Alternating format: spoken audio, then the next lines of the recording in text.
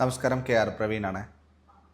സത്യം പറഞ്ഞു കഴിഞ്ഞാൽ ഹെൽത്ത് ഇൻഷുറൻസിനെ കുറിച്ചിട്ട് ഒരുപാട് വീഡിയോ ഞാൻ ചെയ്തിട്ടുണ്ട്.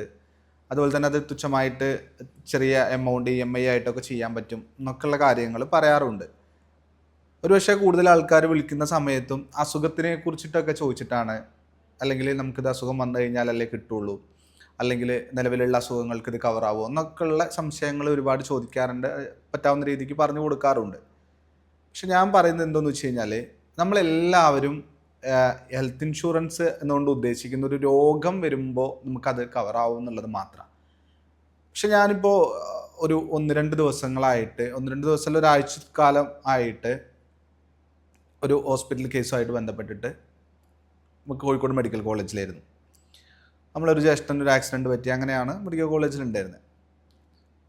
നമ്മൾ ആരും തന്നെ ഒരു ആക്സിഡൻറ്റിനെ രോഗാവസ്ഥയായിട്ട് കാണുന്നില്ല. അല്ലെങ്കിൽ ഒരു ആക്സിഡൻറ്റ് മൂലം നമ്മൾ ഒരു മാസമോ അല്ലെങ്കിൽ ഒരാഴ്ചയോ 2 ആഴ്ചയോ ഒക്കെ ആയിട്ട് നമ്മൾ ഹോസ്പിറ്റലൈസ്ഡ് ആവുന്നതിനെ കുറിച്ചിട്ട് ചിന്തിക്കുന്നില്ല. വലിയൊരു എമൗണ്ട് എന്ന് വെച്ച് കഴിഞ്ഞാൽ, നമ്മളൊരു ഹെൽത്ത് ഇൻഷുറൻസ് എടുത്തിട്ട് ഒരു പനിയായി 10 ദിവസം അഡ്മിറ്റ് ആയി കഴിഞ്ഞാൽ നമുക്ക് കിട്ടാവുന്ന ക്ലെയിം തുകയേക്കാൾ എത്രയോ വലുതാണ് ഒരു ആക്സിഡൻറ്റ് സംഭവിച്ച് നമ്മൾ ഹോസ്പിറ്റലൈസ്ഡ് ആയി കഴിഞ്ഞാൽ ലഭിക്കുന്നത്, അല്ലെങ്കിൽ നമുക്ക് ബില്ലാവുന്നത്, ഹോസ്പിറ്റലിൽ ബില്ലാവുന്നത്. പ്രൈവറ്റ് ഹോസ്പിറ്റലുകളിലൊക്കെ പോയി കഴിഞ്ഞാൽ നമുക്ക് അത്യാവശ്യം വലിയൊരു എമൗണ്ട് തന്നെ ബില്ലായിട്ട് വരും.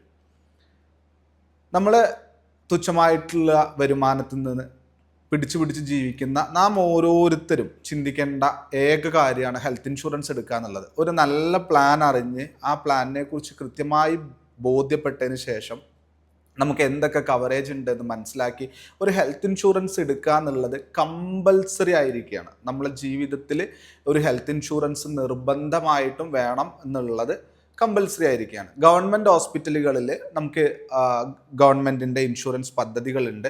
എന്നിരുന്നാൽ പോലും നമുക്ക് ലഭിക്കാത്ത ചികിത്സാ സൗകര്യങ്ങൾ പ്രൈവറ്റ് ഹോസ്പിറ്റലുകളിൽ പോവുകയാണെന്നുണ്ടെങ്കിൽ, പ്രൈവറ്റ് ഹോസ്പിറ്റലുകളിലെ നമുക്കത് ചെയ്യാൻ കഴിയുള്ളൂ എന്നുണ്ടെങ്കിൽ നമുക്ക് നിർബന്ധമായിട്ടും അത് എന്ന് വെച്ച് കഴിഞ്ഞാൽ, ഒരു ആക്സിഡൻറ്റ് സംഭവിച്ചു കഴിഞ്ഞാൽ ഏറ്റവും അടുത്തിട്ടുള്ള പ്രൈവറ്റ് ഹോസ്പിറ്റലുകളിലേക്കായിരിക്കും മിക്ക ആളുകളെയും കൊണ്ടുപോകുന്നത്. അതുപോലെ തന്നെ അവിടെ നിന്നായിരിക്കും ചികിത്സ കിട്ടുന്നത്. പ്രൈമറി ചികിത്സ വരുമ്പോൾ തന്നെ ഭീമമായിട്ടുള്ള ഒരു എമൗണ്ട് നമ്മളുടെ ഓരോ ആൾക്കാർക്കും വരാറുണ്ട് ആക്സിഡൻ്റലി സംഭവിക്കുമ്പോൾ. അപ്പോൾ ചെറിയൊരു പ്രീമിയം എന്നുള്ളതിനേക്കാൾ ഉപരി നമ്മളുടെ പ്രായം, അതുപോലെ തന്നെ രോഗം, നമുക്ക് നിലവിൽ എന്തെങ്കിലും അസുഖങ്ങൾ ഉണ്ടെങ്കിൽ അത്, എന്നീ കാര്യങ്ങളൊക്കെ മനസ്സിലാക്കി നോക്കി നല്ലൊരു ഹെൽത്ത് അഡ്വൈസറുടെ കയ്യിൽ നിന്ന് ഒരു ഇൻഷുറൻസ് എടുത്ത് വയ്ക്കുക എന്നുള്ളത് കമ്പൽസറി ആയി മാറിയിരിക്കുകയാണ്. ഞാൻ എൻ്റെ ഹൃദയത്തിൽ നിന്നാണ് ഞാൻ പറയുന്നത്. കാരണം അത്രയും അനുഭവിച്ചിട്ടുള്ള, അല്ലെങ്കിൽ അത് കണ്ടിട്ടുള്ള മറ്റുള്ള ആൾക്കാർ അത് അനുഭവിക്കുന്ന സമയത്ത് സാമ്പത്തികമായിട്ട് തകർന്നു പോകുന്ന കുറേ നിമിഷങ്ങളുണ്ട്.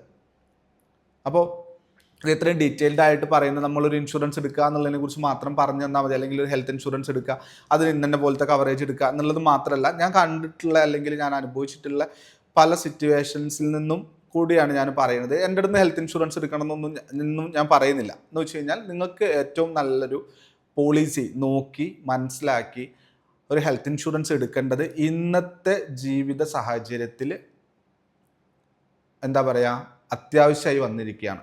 അപ്പോൾ നിങ്ങൾക്ക് ഹെൽത്ത് ഇൻഷുറൻസിനെ കുറിച്ചിട്ടുള്ള കൂടുതൽ വിവരങ്ങൾ അറിയണം എന്നുണ്ട് വെച്ചെങ്കിൽ ഞാനുമായിട്ട് കോണ്ടാക്ട് ചെയ്യാവുന്നതാണ്.